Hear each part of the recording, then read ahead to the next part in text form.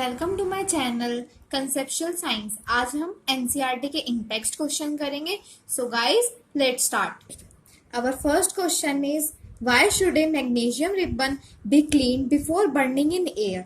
इसका मतलब ये है स्टूडेंट कि जो मैग्नीशियम रिबन होता है हम उसको बर्न करने से पहले उसको क्लीन करते हैं। हम ऐसा क्यों करते हैं?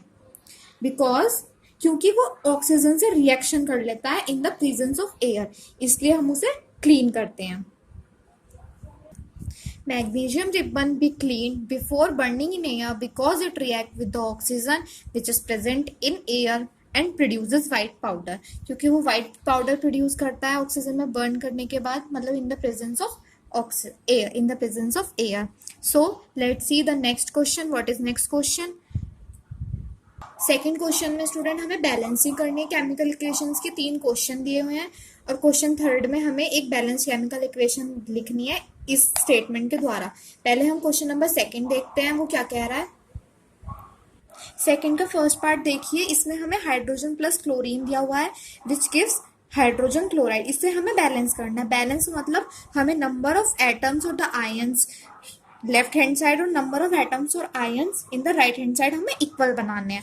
अब हाइड्रोजन के तो इक्वल है, अब हम क्लोरीन के देखेंगे। क्लोरीन के इधर 2 दे रखे हैं बट हेयर इज 1, तो हम क्या करेंगे 2 से इधर मल्टीप्लाई कर देंगे। अगर हम 2 से इधर पूरे में मल्टीप्लाई करेंगे तो वो हाइड्रोजन में भी काउंट हो जाएगा, तो हम इधर भी 2 से मल्टीप्लाई कर देंगे। So this is our balanced chemical equation. 2H plus Cl2 gives 2HCl।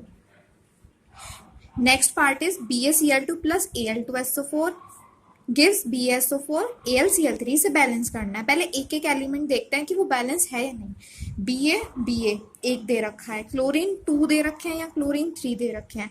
अगर हम क्लोरीन को, चलो आइए आगे देखते हैं। पहले Al2 यहाँ पर 2 दे रखे हैं, तो हम इधर इक्वल करने के लिए पहले 2 से मल्टीप्लाई कर देंगे। अब हमने देखा क्लोरीन को यहाँ 2 करते ही, यहाँ पर एल्युमिनियम को 2 करते ही यहाँ पर क्लोरीन के कितने हो गए 6। अब क्लोरीन के इधर 6 बनाने के लिए हम क्या करेंगे 3 से मल्टीप्लाई।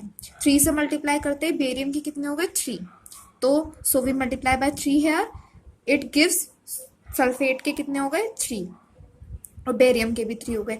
बट सल्फेट के इधर कितने हैं 1, तो हम सल्फेट के इधर भी 3 बनाएंगे, सो वी मल्टीप्लाई बाय 3। यहाँ पर एल्युमिनियम के हमने देखा 6 हो गए, एल्युमिनियम के यहाँ पर 6 हो गए। तो इसको बैलेंस करने के लिए हम क्या करेंगे, यहाँ पर ये बैलेंस हो जाएगा। आप थर्ड क्वेश्चन अपने आप करके देखिएगा। Na plus H2O which gives sodium hydroxide that is NaOH plus hydrogen. हम क्वेश्चन नंबर 3 देखते हैं। Right a balance chemical equation with state symbol. State का मतलब है वो सॉलिड है, लिक्विड है, गैसेस स्टेट में, ये सब रिएक्शंस हम देखेंगे। स्टूडेंट्स आपको जो भी प्रॉब्लम आए इन क्वेश्चंस में प्लीज आप चैट बॉक्स में लिखिएगा, मैं उसको आपको समझा दूंगी, मैं आपको एक्सप्लेन कर दूंगी। आइए हम क्वेश्चन नंबर 3 का फर्स्ट पार्ट देखते हैं। Second part is your homework question. Third का फर्स्ट पार्ट है बैरियम क्लोराइड रिएक्ट कर रहा है सोडियम सल्फेट के साथ और इन वाटर गिव्स कर रहा है हमें बेरियम सल्फेट प्लस NaCl। अब हम इसे देखेंगे कि ये बैलेंस है या नहीं। हमने यहाँ पर देखा कि बैरियम का 1 मॉलिक्यूल है और यहाँ पर भी 1 मॉलिक्यूल है। यहाँ क्लोरीन के 2 है, यहाँ क्लोरीन का 1 है। इधर 2 बनाने के लिए 2 से मल्टीप्लाई कर दी। जब हमने यहाँ 2 से मल्टीप्लाई करी तो Na के 2 हो गए। यहाँ पर Na के पहले से ही 2 है, सल्फेट का 1 है, सल्फेट का 1 है। So this is our balanced chemical equation. Question number 3 का सेकंड पार्ट आपका होमवर्क है। आइए आगे के क्वेश्चन करें। ये वाले क्वेश्चन देखिए। A solution of a substance, एक कोई सब्सटेंस लिया गया है X जो कि यूज किया जाता है व्हाइट वॉशिंग के लिए। हमें उस सब्सटेंस का नाम बताना है, उसका फॉर्मूला लिखना है और उस वाटर के साथ रिएक्ट करके वो क्या कंपाउंड फॉर्म करता है ये बताना है। क्वेश्चन नंबर 2 देखिए। क्वेश्चन नंबर 2 में 1.7 एक्टिविटी दी हुई है in your previous page number 9। उसमें ये देखना है कि कौन सी गैस रिलीज हुई है, कितना अमाउंट जो है 2 लिया हुआ है डबल, वो क्यों लिया हुआ है। आइए इसका सॉल्यूशन देखते हैं। And here is your solution. The substance which is use for white washing के लिए यूज किया जाता है उसको बोलते हैं CSE होती है, that is quicklime, that is quicklime. And the reaction with the water is calcium hydroxide बनाता है, हाइड्रोजन गैस रिलीज होती है एंड कार्बन डाइऑक्साइड निकलती है। एंड क्वेश्चन 2 में पूछा था कि एक्टिविटी 1.7 में कौन सी गैस रिलीज हो रही है, दैट इज क्लोरीन गैस। और वो डबल अमाउंट में इसलिए होती है क्योंकि उसका सिंगल एटम प्रेजेंट नहीं है, वो डबल एटम में ही एग्जिस्ट करती है. Chlorine is a gas and gas always exist in pair, यानी कि chlorine 2, that is 2 molecules. Understand, students? So our next topic is double displacement reaction. So let's start.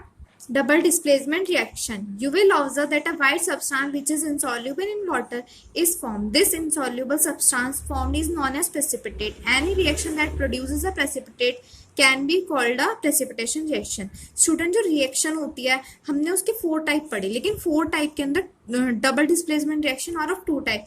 First is precipitation reaction and second one is neutralisation reaction. Precipitation reaction वो reaction होती है जिसमें कि precipitate form होता है, यानी कि कुछ भी इनसॉल्युबल सॉलिड फॉर्म होता है जो कि वाटर में मिक्स नहीं हो सकता. This is called precipitate.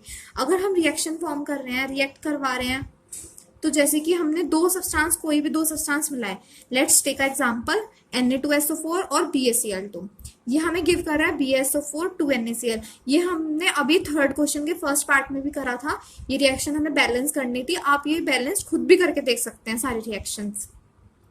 इसमें स्टूडेंट क्या है कि व्हाइट कलर का प्रेसिपिटेट फॉर्म होगा. अगर इसको मिक्स करा जाएगा तो वो जो व्हाइट कलर का प्रेसिपिटेट फॉर्म होगा वो इनसॉल्युबल इन वाटर होगा, वो वाटर में मिक्स नहीं होगा, इसलिए उसको हम प्रेसिपिटेट बोलते हैं. और कोई भी रिएक्शन जो प्रेसिपिटेट फॉर्म करती है, any reaction that produces a precipitation is called a precipitation reaction.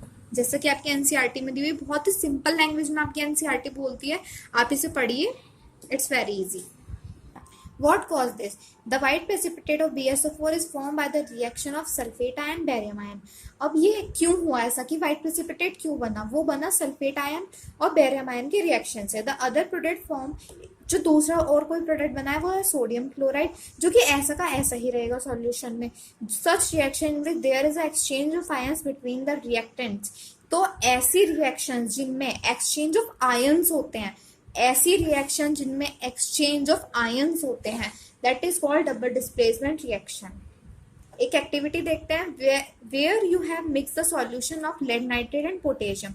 अब हमने देखा कि लेड नाइट्रेट और पोटेशियम आयोडाइड का सॉल्यूशन मिला दिया, तो वो पूछ रहा है कि प्रेसिपिटेट बनेगा तो कौन से कलर का बनेगा, उस कंपाउंड का नाम क्या होगा, उसकी बैलेंस केमिकल इक्वेशन क्या होगी, और अगर वो बैलेंस केमिकल इक्वेशन है तो वो डबल डिस्प्लेसमेंट रिएक्शन है या नहीं. आइए हम इसका सॉल्यूशन देखते हैं.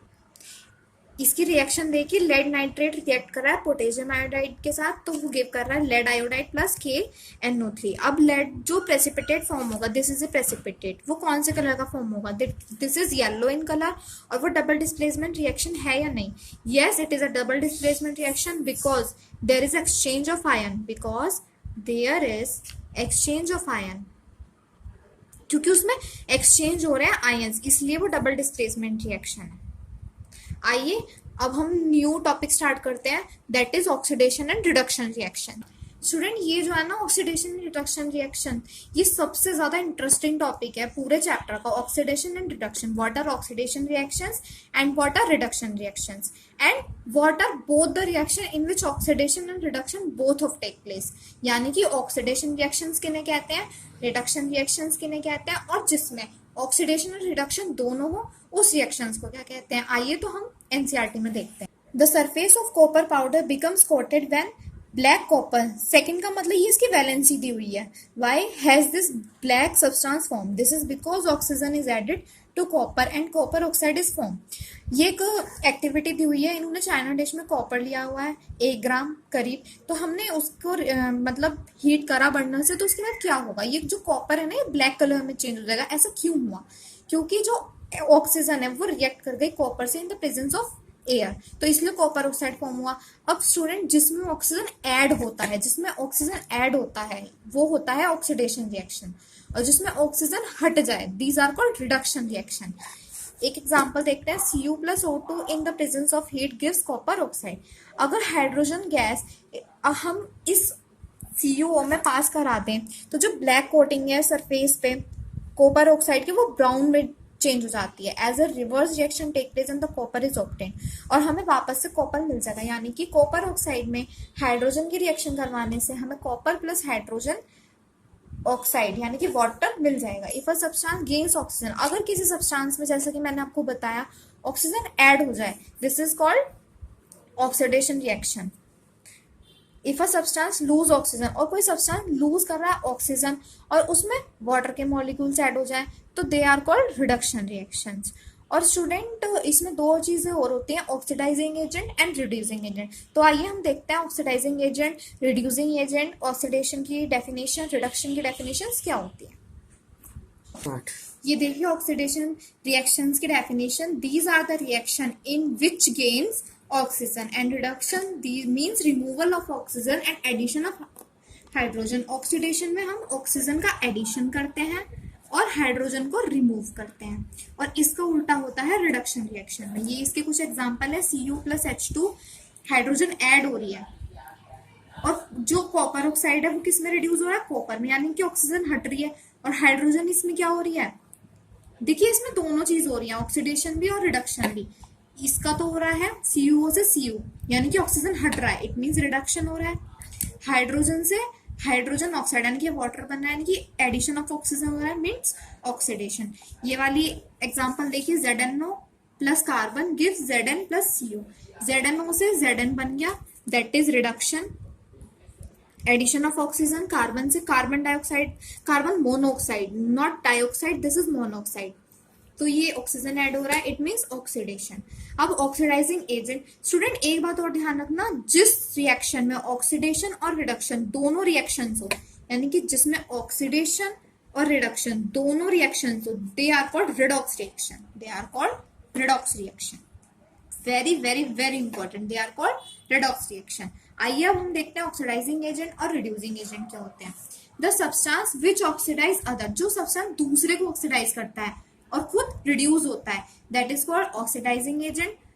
ये स्टूडेंट आपको एग्जांपल से क्लियर होगा, मैं आपको बताती हूँ, आप पहले डेफिनेशन देखिए। रिड्यूसिंग एजेंट, जो सब्सटेंस दूसरे को रिड्यूस करे और खुद ऑक्सीडाइज करे, that is called reducing agent.